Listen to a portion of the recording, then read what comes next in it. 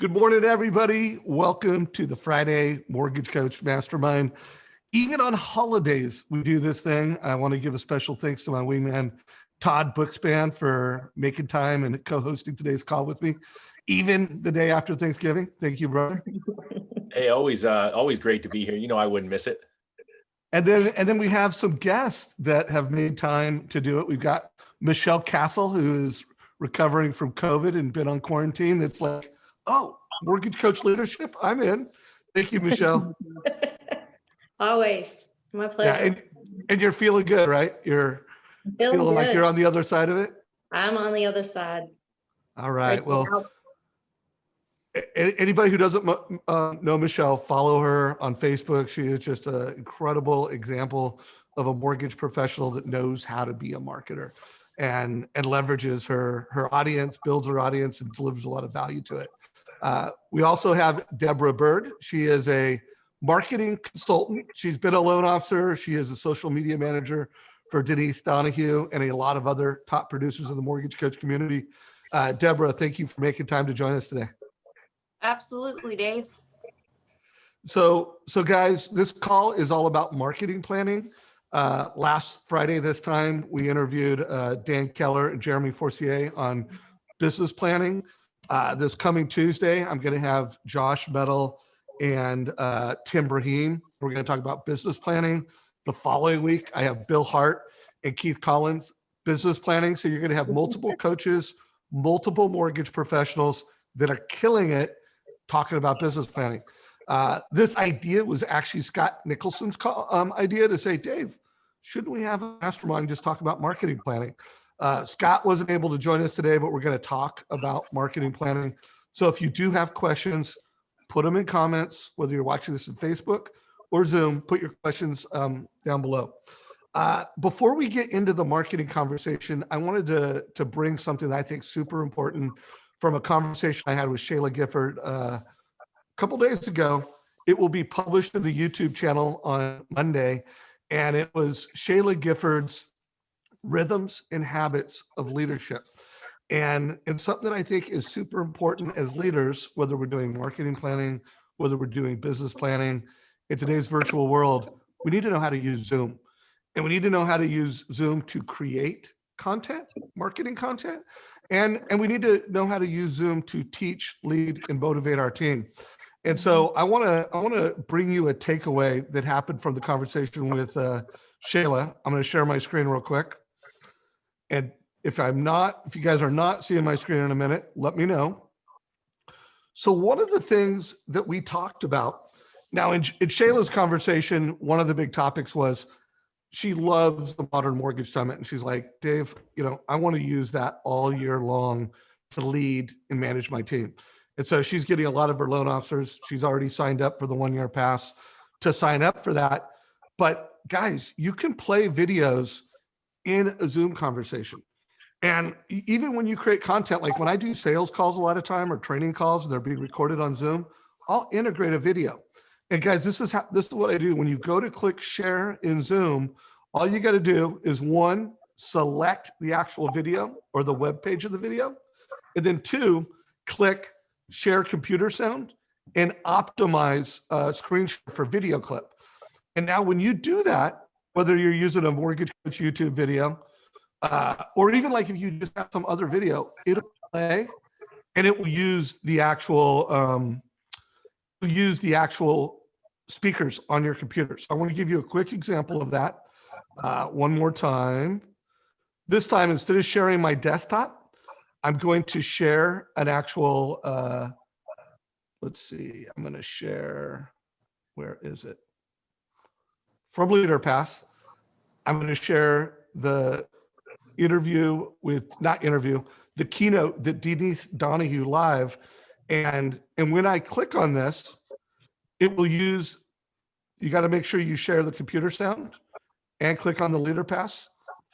And guys, tell me if this works. So now our next keynote is somebody that we both love and adore so much. Yes. The one and only. She is, and to do what she does in her. Get a box of 10 of them on Amazon. What I did How is good's I the sound, ordered guys? them. I actually popped the lenses out because, truth be told, I don't wear glasses. Sounds good. It looks like it's dragging just a little bit, Dave, the video, but look good. So I just want to make sure you guys know how to do that. And it's a good training tool, and it's also a good content creating tool. So with that said, guys, let's start the mastermind and talk about marketing planning. Todd, I'd like to, be the color guy and be the second question guy and have you lead it as the leader of Win by Noon so that you can take what we learn here and wrap it into a Win by Noon framework. Are you cool with that? That totally works for me. I'm just, I'm excited because I feel like marketing is one of those things that every loan officer continues to ask about and is fearful of. And I'm thinking that Michelle and Deborah are going to push us over the edge and get people to actually take action today. So that's the goal. So let's just jump in, Deborah. Why don't you sort of start with what you would make as recommendations to loan officers who are looking at making a marketing plan for 2021?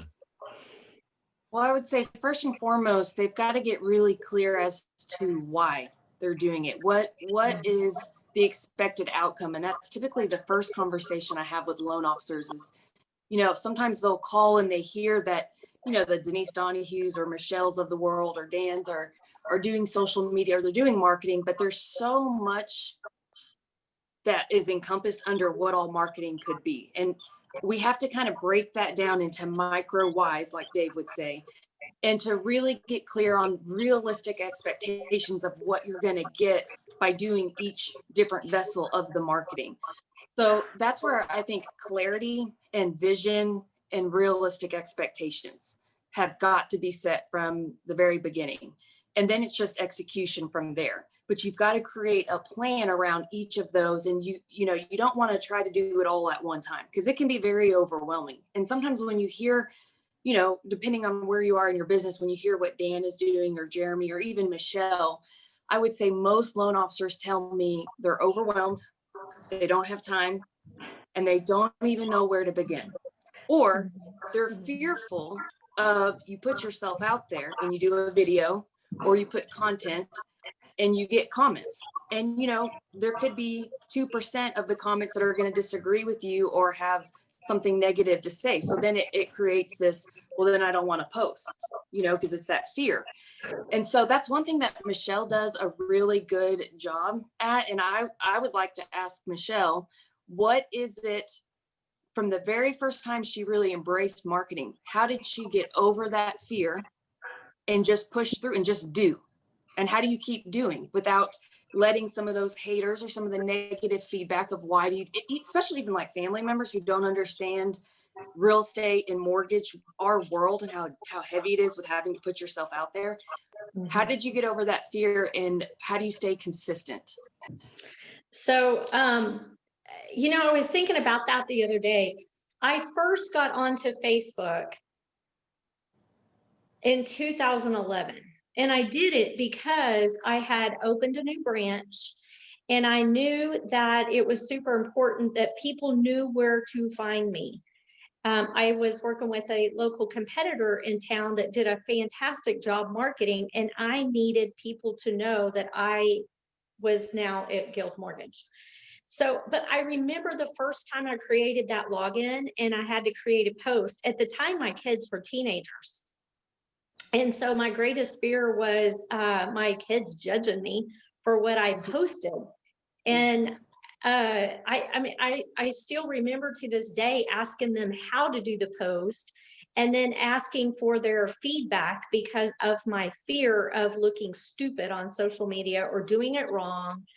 And what I learned is just like you can backspace whenever you're typing a sentence and you're typing an email before you hit send, you can backspace. You can delete. Same thing with social posts. So if I do something wrong, I post and have to edit quite often because there's grammatical errors or whatever. But I just learned, just do it because it can always be undone. So, so to answer your question, I did it because I knew I had to do it.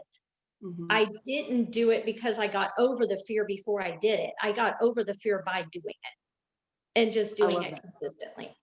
So. So how do you create time to do it consistently? Because that's probably the second number or frequent objection is I just don't have time. So you're a top producer, you're busy. How often do you have a schedule? Do you have a plan? I mean, what's your So approach? I have a schedule, and my schedule is strategic.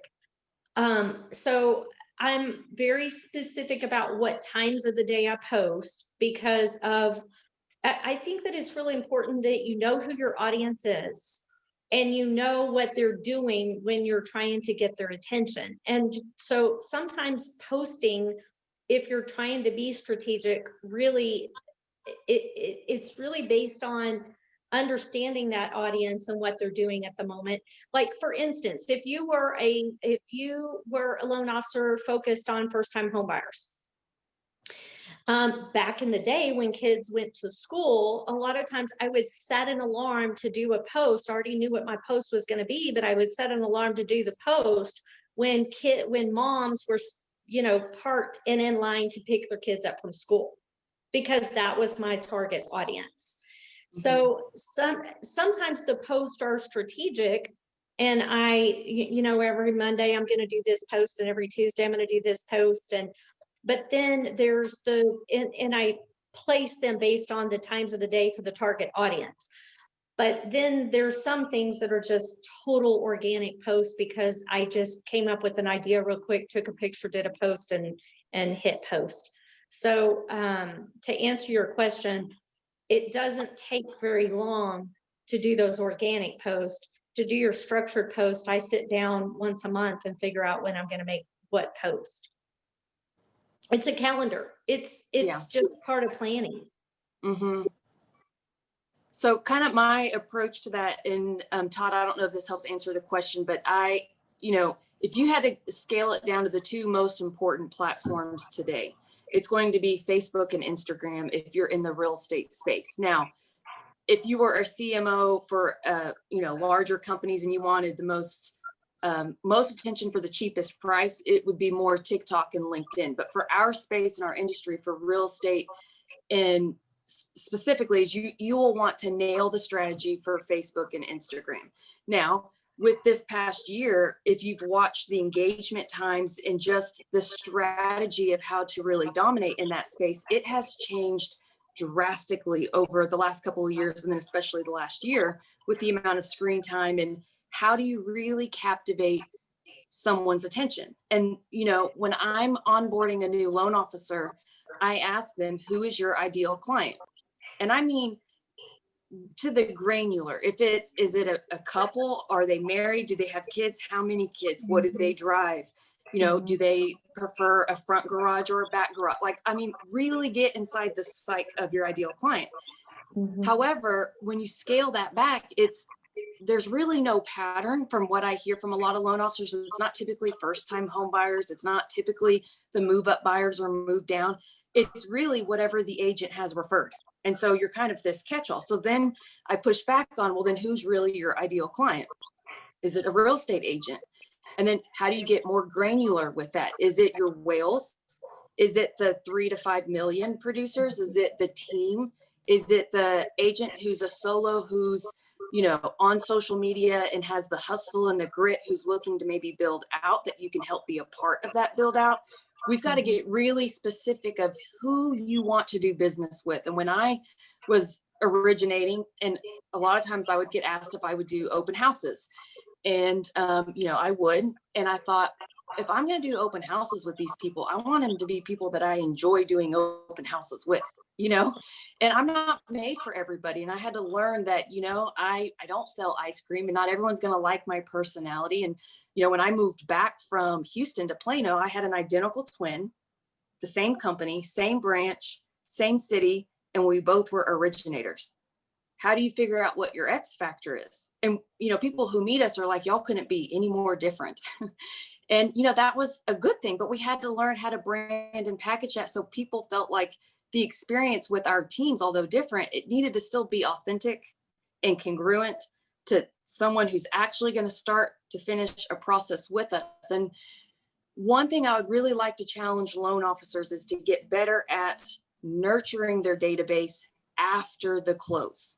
We spend so much time in our strategy and our planning on acquiring new clients, which is 30% harder than if you would just take care of the one that already loves and trusts you by offering them value after. But what does your social media do? Because some people get so caught up on how many followers do I have, how many friends, what's the engagement?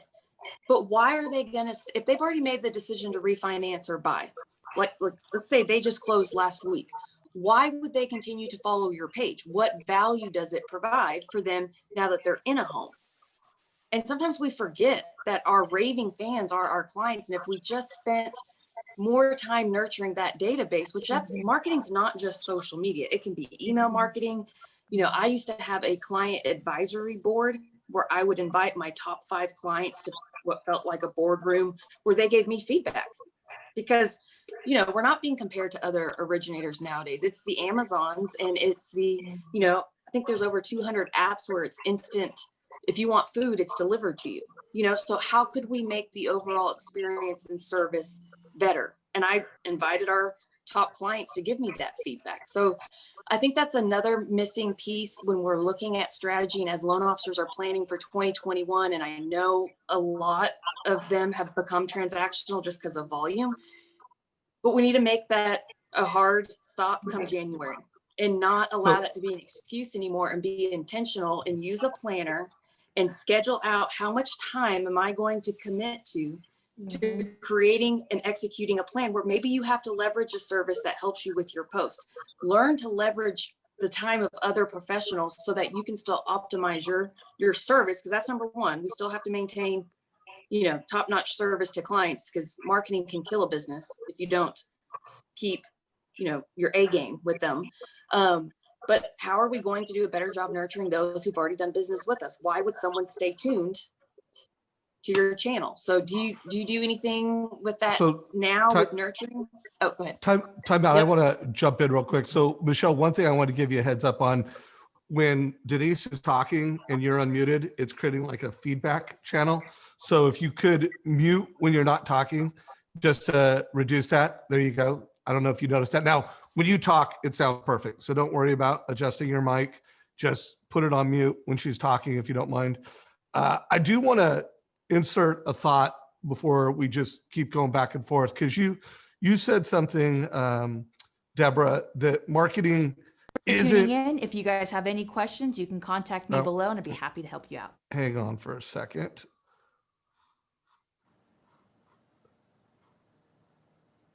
Sorry about that. I had a mic playing. I want to show something on my screen really quick, and I want to expand everybody's thought on what is marketing. So one of the first things, like when you take marketing at school, you learn about the 4 Ps of marketing. So I didn't invent this. You could Google this. And I think it's important to realize that marketing is not just messaging. Marketing is just not Facebook. And when we come into 2021, we need to think like, you need to look at marketing through the eyes of the 4 Ps of marketing. Because here's the deal: your product, what you sell, is not just rates and fees. That's your service. So your service execution, I close loans on time, I close loans fast. That's service. But if you look at anything that has to do with marketing, your brand is part of your product. So the picture that you're using, your packaging, the total cost analysis, people don't realize that. But when you have the right picture, you have the right brand, it's thoughtful, it's intentional, and then it's presented in a way and it's packaged in a way, that is your product by definition. And guys, that is marketing. Price. Now in the mortgage space, it's rates, it's fees. When you give a price exception, that's a discount. And how you present and package your price, that's marketing. Placement. Now placement, and when the 4 Ps were really created, it was back in the the world of Procter and Gamble, and it was really created around placement. But guys, market. If you have a niche market that you go after, like Josh Mennel goes after doctors, Denise Donahue has a real focus on first-time home buyers. Guys, that's marketing. Your niche, your database, your channel, and again, text, email, and when you look at social, it's not just social. You got to break down everything. Facebook is a channel. Instagram is a channel. LinkedIn is a channel. I personally think video text, even though it's not just text, it's when you put two mediums together, video, email, like a bomb, those are channels. Distribution, your YouTube video, those are platforms. And then there's distribution of that. So I just want you to look and broaden it, how you look at marketing. Marketing is not just a marketing calendar of when do you promote things. Marketing, it's all of these things. And so when you plan for the new year, you need to think like, what's my product? Like, what does a consumer think my product is?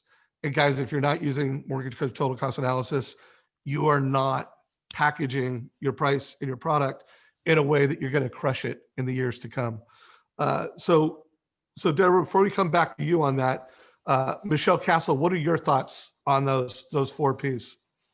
So, whenever you say all that, to me, it still comes back to connection. Like, how are you connecting with people using the 4 Ps?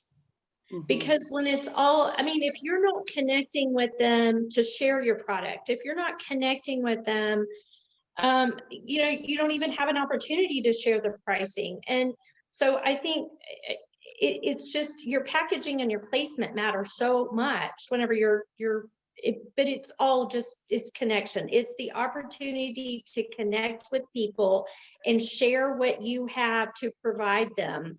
And so it's just really a question of, how do you want to connect with people? Who do you want to connect with people? When do you want to connect with people? And then have a big understanding about why you want to connect with these people, whoever it is that you want to connect with. And I think that's the part that you got to be very clear on, because otherwise your messaging is going to be clear is going to be unclear when you go to connect with people. Does that make sense? No, it does. And it also made me think that we're going to talk about marketing planning right now to really execute their sales and marketing planning. And I always look at selling, and the way I see it is anytime that you are talking to someone, you're selling, you're servicing. Jeremy always talks about, I want to be an advisor, I want to be a teacher, and that's how I sell.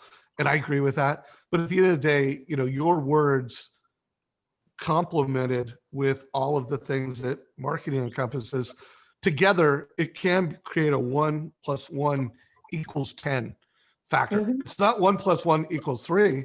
Like, when you get it together and you really get your selling and your marketing aligned and strategic, it is a 10x. And that's what the best of the best have figured out, is they've aligned their sales and marketing conversation. So remember, guys, if you have questions, put them down below. Deborah, what are your thoughts on that?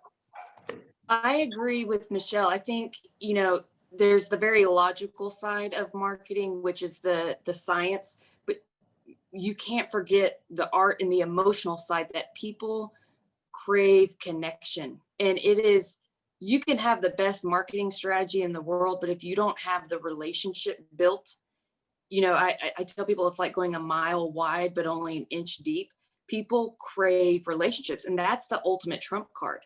So if you can keep the relationship going and you strategically put your fans or friends in groups, like maybe you have your top prospects of real estate agents or your top referral sources, whether they're CPAs, financial advisors, OBGYNs, which are a great one right now.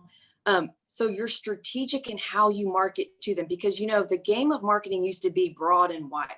It's not anymore. You have got to get super focused and intentional, that is emotionally drawing in and solving either a problem, building trust, or the consistency of adding value that is specific to them, because nobody wants generic anymore. In fact, if you are emailing, like I'm on some loan officers emailing list, and I get an email every week, and it goes in the trash can because it doesn't offer value. So now I see the name, I see the subject line, trash. And we all have those lists that get sent to us. So I agree with the 4 Ps. I agree with Michelle. However, I would say to take it to the next level, you have got to truly understand the psychological aspect of where your ideal client is at. What are their fears?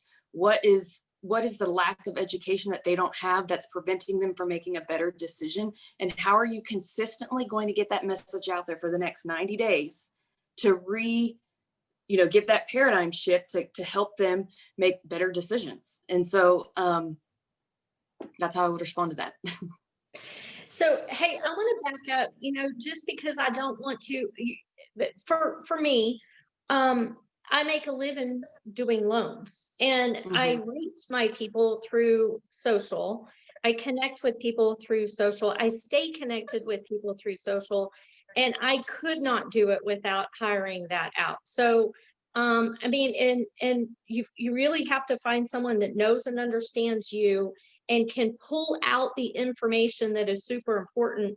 Like Deborah's talking about, you have to be so clear with all of that information, and you need to be working with someone who understands how to pull that out of you, because it's just not natural for you to go, okay, now I really want to focus on this type of business with this type of client. And it because we all want to help everybody, and it's not possible for us to help everybody, and we're not best suited for everybody. So just being really clear with that, I think, is super important. And as loan officers, the best use of our time is not trying to figure out the new social game, because it changes. I don't know, it probably changes every 30 days lately. So I just wanted to bring that out. And I totally agree with the hiring it out piece of it. And so I've hired Deborah, so I can certainly give a testimonial that she'll take the time to help you figure these things out. Where do they go, Deborah? Is it just plug and play? SM.com. Plug and play SM.com. In fact, we'll throw it in there so you guys all can see that. That's so funny. Todd's been there and has signed up and still asks me. Exactly. Well, I think it's really critical. One of the things, though, that you said I'd love to circle back to is you said that people are not marketing to their database. And then you talked about dividing it into groups. Can you just give some examples of ways that someone can actually market to their past clients in case they're unclear on what that would look like?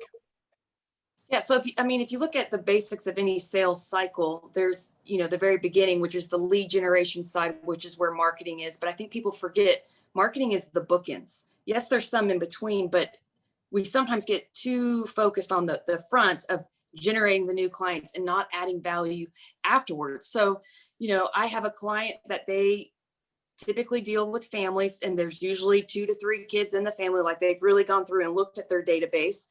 And so for this person, they would interview once a month at the local high school, and they wanted to highlight a student athlete that had overcome adversity, and maybe they came from a challenging a sibling had just had cancer or whatnot, but they wanted to highlight the values of that athletic program.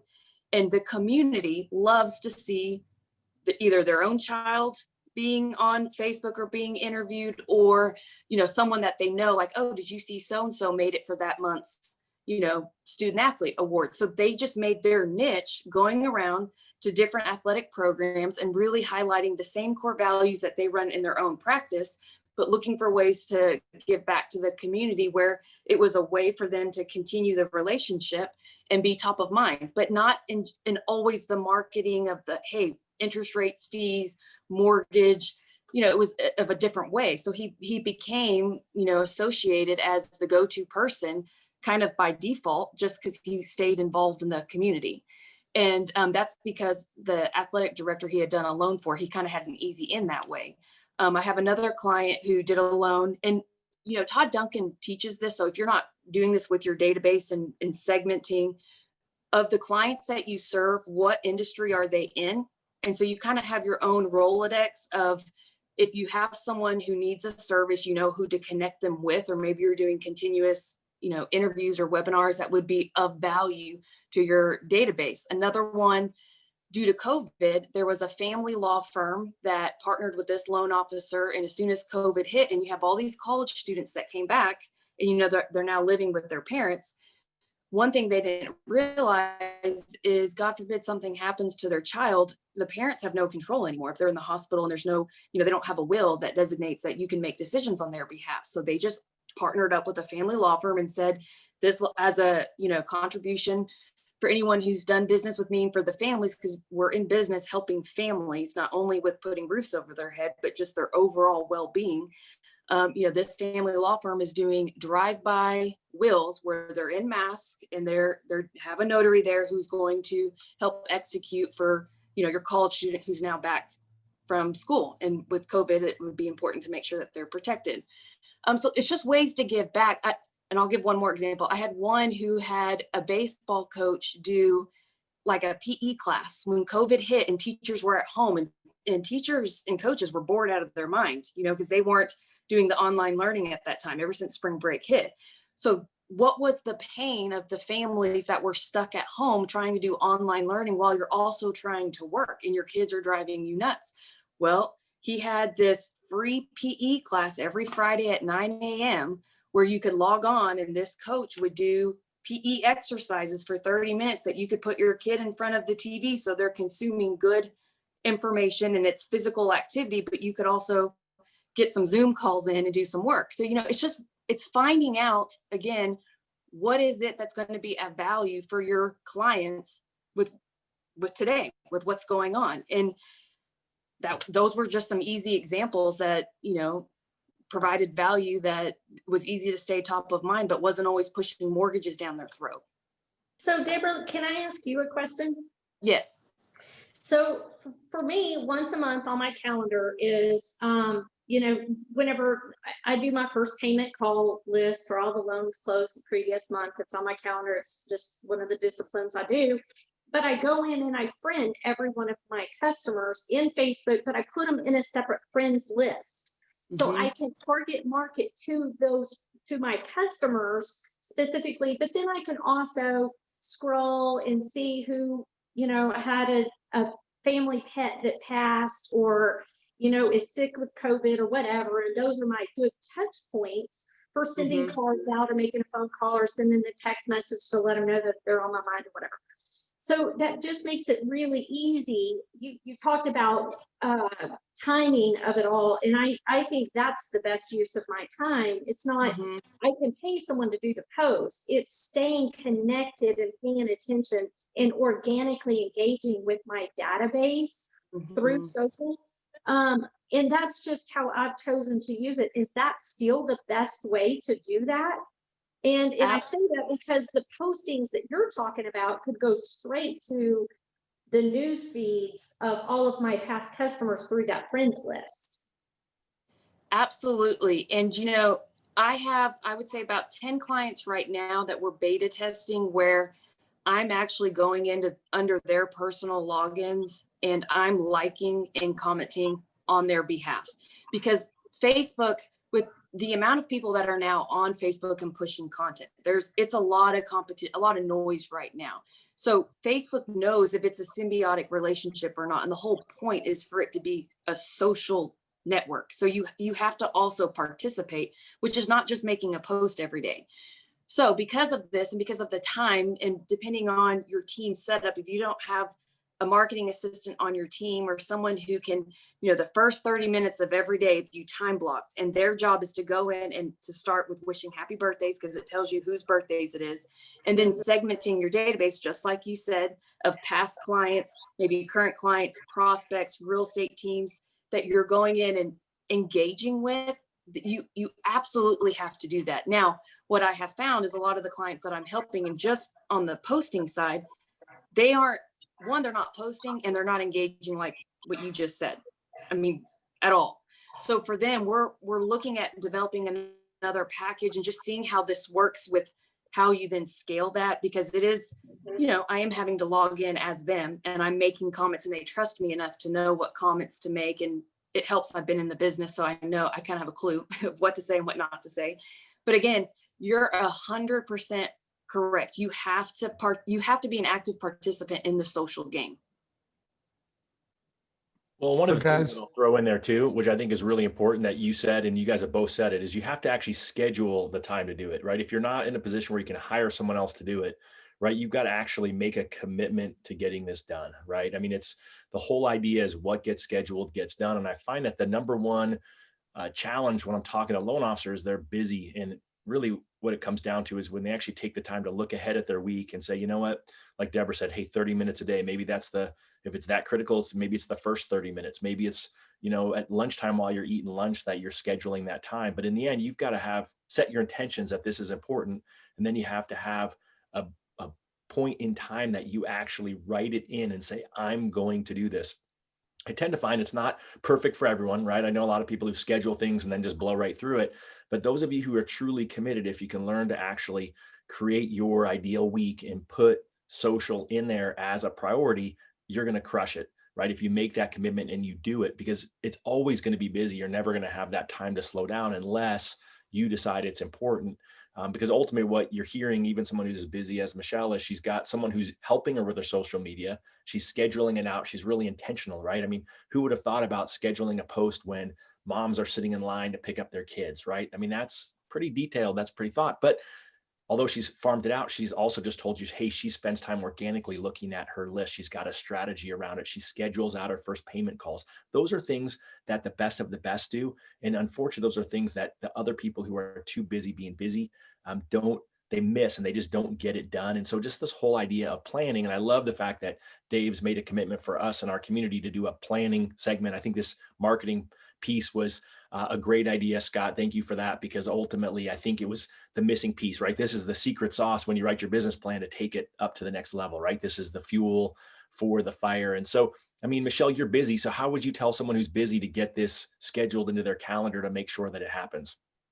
So for me, it's just a non-negotiable. So when I'm putting my business plan together, I'm very specific about who I plan to do business with, what type of business I plan to do business, or how I plan to do that business, and when I plan to do that business. So I'm very specific with how I'm going to get to this number. And to me, the number is based on, I mean, I'm very strategic at backing into, this is how many transactions I'm going to do, and this is when I'm going to do them. This is how I'm going to do them. This is who I'm going to do it with. And then the marketing piece of it is the how I'm going to do it. Like, how am I going to reach these people that I'm very specific that I plan on making this number? I'm going to hit this number with these people, and the marketing plan is how I'm going to hit those numbers. So it's the marketing piece of it is so important. It's a non-negotiable. It's on my calendar. Once I figure out how, then I put it on the calendar and it happens. Even if that means that during this time I was going to do, you know, this interview with this person and I'm going to post it. If for some reason that time changes, I still don't take it off my calendar. It just gets moved on the calendar. I'm not allowed to move to delete my non-negotiables on my calendar. Mhm. The non-negotiables can be moved, but they can never be removed. Does that make sense? No, that is huge. Like, think about that, everyone, right? They're non-negotiable. She can move them, but she can't delete them. I think that's the problem, which separates out the top producers like Michelle from others who are not quite there and frustrated with it, is the fact that it's a non-negotiable and she won't delete it. She'll move it. So just think about that next time, you know, kind of as you build your ideal week out. I'll post in here. I got some more Win by Noon webinars for anyone. Don't have to be a Win by Noon user on how to build out your ideal week and plug these types of things in there. So I'll continue to post those each week as we go through December and January, and really going to push hard to help all of you figure out how to build ideal weeks and put these non-negotiables in like Michelle is. Hey guys, so we are at a point where we got about 22 minutes left. Todd, I definitely want to do a Win by Noon summary at the end, where we'll make sure you have 5 minutes to just tell people like what are the fundamentals to take what they've heard today and put it into a Win by Noon framework. Remember, guys, while we think the Win by Noon planner is the best planner for mortgage and real estate professionals, you can take these concepts, these Win by Noon concepts, and put them into any planner. You can even put them into a blank piece of paper and execute. So I want to bring in a few questions from the community, because we have had a bit of activity in here. So Wes Hardman said, great advice. He's digging it. Everybody, we did put a link to Deborah's website in here, so it's right here. Denise Donahue said, I have a private group for my clients. I think she's referring to like a Facebook group for clients. Is that what you, if you could speak to what Denise is doing when she says that, Deborah? Yes, she has two. She has one for her real estate agents. It's a VIP group that makes it feel exclusive. And then she also has one for clients as well. And so sometimes the marketing that we do, it's not always visible to everybody if you're just on her her business page. Sometimes we only put them in pending what the content is for her real estate agent group, and then for just her client base. Although we are looking to expand that to now create private groups for her financial advisors that she's accumulated, even some credit professionals and CPAs. So guys, consider that as you do your marketing planning. If you don't have a Facebook group, maybe you should have one. I've interviewed enough top producers to know that a lot of people, Dan Keller has a very active real estate agent group, and I know a lot of top producers that do that. And I know a lot of top producers that have client groups. So make that a consideration. Just make sure if you are going to execute that, you put the resources around it to be successful at it. Like all of these things are not things to be taken lightly. Paul posted a question: how do I incorporate our new, unique Facebook page followers into our database? Capture, email, and phone. Any suggestions on that question? Either one of you? So you can go to your general settings on your business Facebook page, and I'll try to find the steps on that and post it. But you can download a copy of the data based off your fans or followers in your Facebook page. Now the catch will be the email address that they use and the phone number that they have as their contact info. Are those still current data points? You know, because sometimes you have an old email address that maybe you haven't updated, but your login is saved. But there is a way to download a copy from your settings in the general tab on Facebook. Michelle, how are you doing that? How are you taking people from Facebook connection, making sure they're also in your email database and your CRM? I'm not, and partly, well, number one, because I just hadn't figured out how to, but number two, I find that I want to meet people where they are and not take them to where I want them to be. Does that make sense? If they're on Facebook and they're engaging on Facebook and I have a relationship with them there, what I have found is they'll use Messenger to reach out to me, and I'll use Messenger to continue to communicate with them rather than take them from the platform that they're using. Got it. All right, guys. So that's how Michelle is handling that. She does make a really good point. That's just a good reminder on preference management.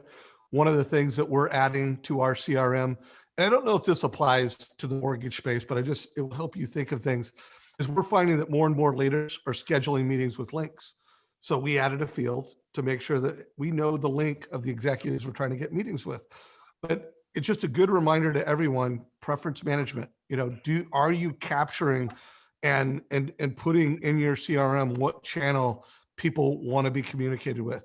Are you making sure that you have a mobile phone for every single person? I do think the mortgage industry has done that, and hopefully you've got multiple phone number fields in your database, but you need to make sure preference management in your CRM. So Denise, when we first started this, posted one of the things that Deborah taught me, and I think you may have already covered this, Deborah, but I just want to make sure we really hit it hard. But one of the things that Deborah taught me is get in your client's head and think about what they want what they want to learn. And you did talk about that, what they want to learn and what they want to hear. When I get clear on who I was marketing to, it really helped me. Now, the reason I wanted to bring this back up is when I interviewed Dave Lewis, who's one of America's top CRM and marketing automation consultants, and he markets to, you know, Apple's a client of his, Microsoft's a client of his, 600 B2B clients are clients of his. I mean, unless you're going to spend 50 grand or more a year to have a marketing consultant, you can't even afford to hire this guy. And when I talked to him about what are the first thing you need to do, he pretty much said the same thing. And he actually sent this to me, but it's a little whiteboard to write down what's your client thinking at every step of the journey, so that you're really getting into the life of the client, and then you're creating your marketing around that. That's the only thing I really wanted to delineate. I don't want you guys to just think about what your client's thinking about because I want to market to them. I want you to think about what your client's thinking about at different points of the journey, and then create a combination of marketing and sales touch points to wow them. I mean, at the end of the day, why are we marketing? We're marketing to maximize the referrals from our past customer database. We're marketing to win new customers, people that have never done business with us, but they're in our database or they're in our social stream. We want them to go, oh, this person does loans. So, but I think we want to do more than that with marketing. We want to create a platform that just takes people that don't know you, puts them into the know, and then turns them into a client for life and wows them every step of the way. So think about that. I think that that's a worthy thing to think about. Anything to add to that, Deborah? No, I think the challenge in that, you're absolutely correct. It's how do you collect that information and where do you store it so that you can look at patterns and trends to create the best marketing strategy. And that's what I tell a lot of clients is you actually have all the data. It's just, are you asking the right questions? Does your team know the right questions to ask during each step of the process? And where are you putting the answers to those questions?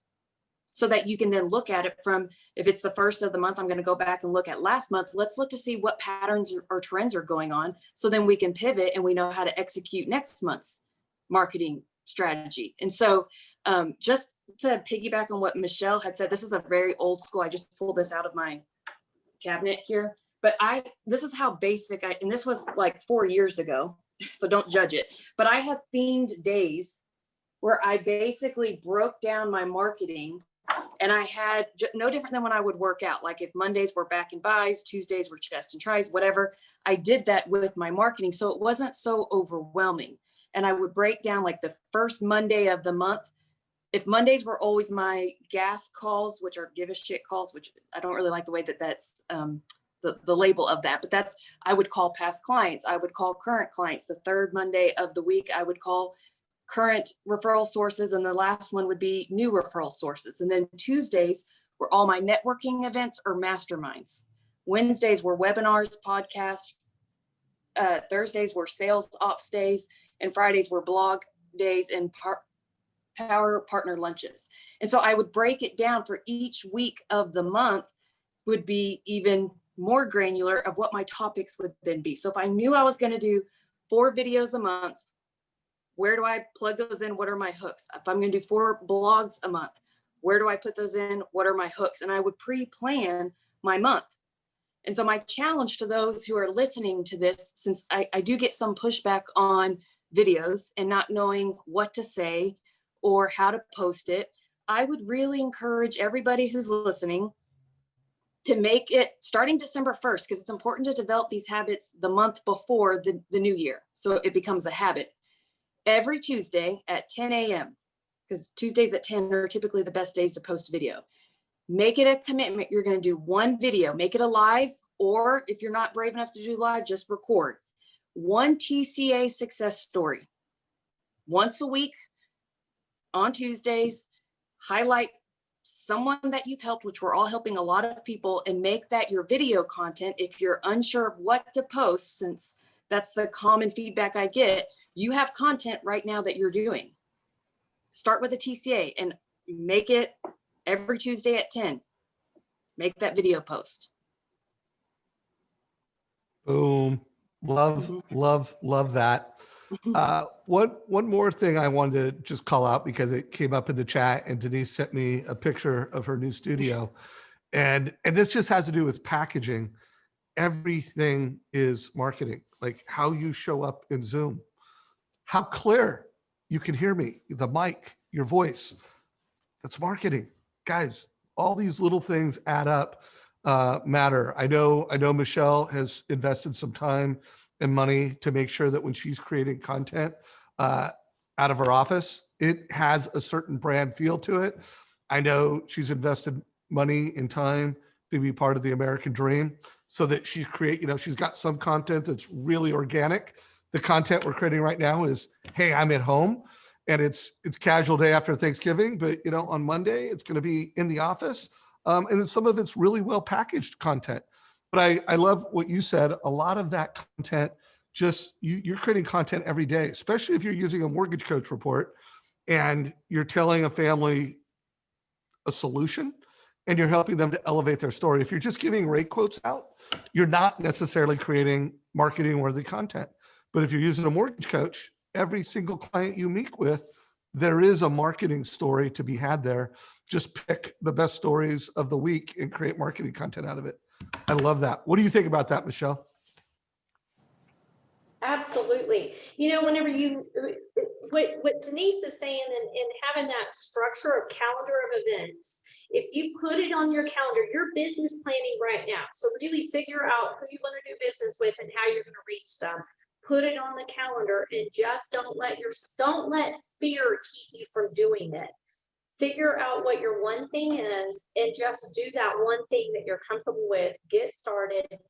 And then just add to it after you get comfortable with that one thing. And it just constantly,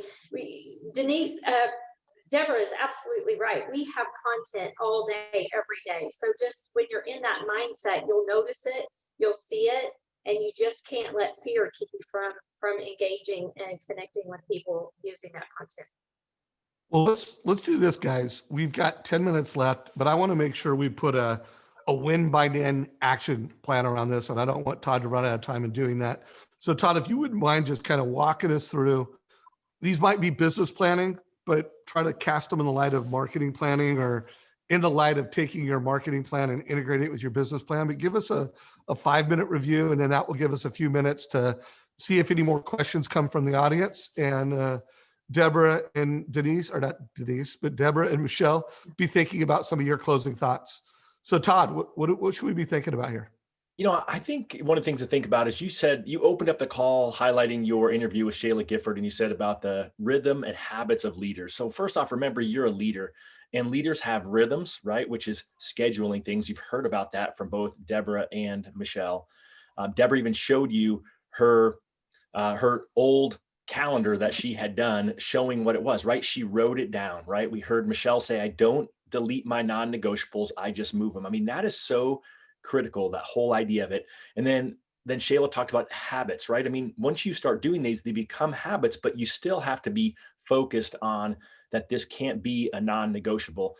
And I think it always comes back to the idea of, what gets scheduled gets done. And how do you build this into your busy week and make sure that you have non-negotiables that don't get deleted, right? It's like a Lego block, right? If it's in this stack over here, you can move it to the stack over there, but you have to make sure it still happens. And I think that that's the biggest risk that you run. And I love that Deborah said, hey, you've got a whole month now. You've got a month of December to practice this before you actually make sure that you're implementing and being ready for 2021. And I think that that's a big challenge that we all run into is we say, hey, you know what? I'm just going to wait until next year. Like next year, this is going to be my thing. And she said it early on when she talked about all of her tips. The last tip she had was to execute. And you have to just make sure that you're executing, and you can't execute tomorrow or the next day if you don't actually think about what that looks like. So my encouragement would be, although Deborah said Tuesday is your best day at 10 a.m. to post a video, why not do that today, right? Why not actually do a Thanksgiving video, talk about your Thanksgiving, how grateful you are for your clients, and then give a story of a client. Ideally, of course, in this world with your TCA, you have so much content there. So that's the other barrier you're worried about is, what is my content? So I would just keep a pad of paper or something off to the side that during the week, as you're talking to clients and you're like, you know what, I just crushed it. Like I really crushed it with that client. Tell that story, right? Storytelling sells, because ultimately you're trying to get into the mindset of your client. And so I think when you back it all up, the bottom line is that if you don't take the time to set your intentions and to plan, you're just not going to get there. You may get there. It's going to take you longer, and it's going to be by luck. And so my encouragement for you is to figure out, well, how do I implement? So one of the things that Dave and I created out of the Modern Mortgage Summit was an implementation tool. I'll go ahead and make sure I get that posted into the Facebook group so that you guys have it. And it's really just how to take some of these ideas and then implement them to go forward. And I think that that's somewhere to start. I mean, again, Dave said it before, obviously I'm the win by noon guy. I don't need y'all to buy win by noon to be successful, but I do need you to plan. I need you to set your intentions. I need you to actually take the time to actually re-listen to this call and say, okay, what are the things that I'm doing? Because I've got a whole page of notes of other things that I could talk about, that were really, important, pieces about, the friends list, and talking about, the video, the whatever, the one that ended in the word shit. I don't know what it was, but that part stands out to me, which I'm not one who swears much either. So I agree with you on that one, Deborah. But the bottom line is this, is that this is a great time of year, right? I know you're still running 110 miles an hour, but it's a great time of year to just pull it back under 100, slow down, spend some time, maybe even this afternoon, maybe tomorrow, looking at your December, and not the whole 2021 yet. Let's just look at December. In fact, let's just look at next week and say, what can I do next week to be better social media wise? What can I do better next week to be better? Really maybe with some self-care or other things, right? Make those first payment calls that Michelle was talking about. Think about that. And then literally just write it down. Just, print out a piece of paper from Outlook, right? I use, I got this, I can send it to you guys. It's just a piece of Win by Noon that whoops, can't use it with my virtual background. Maybe if I put up closer, well, never mind. I got a great calendar. I'll send anyone who wants it. Just email me, Todd@winbynoon.com, and I'll send it to you. But it's just a visual calendar that you can stick on your desk next to you. So that as you make these commitments, that you actually know they can get done. And again, it's not just the marketing side of things. It's going to be the business side of things. And I feel like everyone who takes the time to do that will be much better off. So that would be where I would start, Dave. I love it. I love it. So we got about 6 minutes left.